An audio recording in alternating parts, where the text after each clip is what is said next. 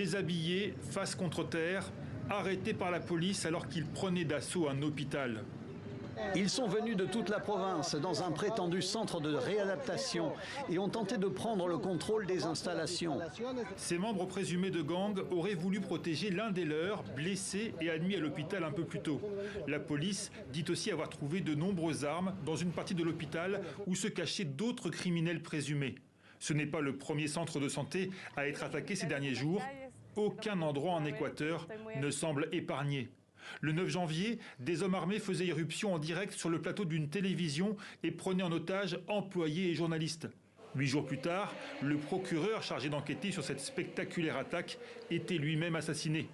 Considéré il y a encore 5 ans comme un pays plutôt sûr, l'Équateur s'enfonce jour après jour dans la violence. Nous sommes en état de guerre. Nous sommes en état de guerre. Nous ne pouvons pas céder à ces groupes terroristes.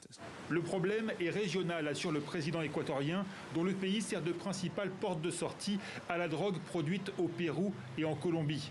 Ce dimanche, les ministres de l'Intérieur et de la Défense de la région se sont réunis en urgence à Lima. Et ils ont annoncé la création du premier réseau andin de sécurité.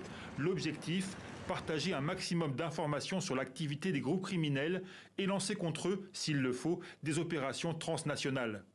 Pérou et Colombie ont d'ores et déjà renforcé leur contrôle aux frontières, de crainte que les criminels pourchassés en Équateur ne viennent trouver refuge chez eux. Les autorités péruviennes ont aussi lancé ce week-end des opérations dans plusieurs prisons du pays pour éviter les mutineries et autres prises d'otages qui ont précipité un peu plus l'Équateur dans le chaos.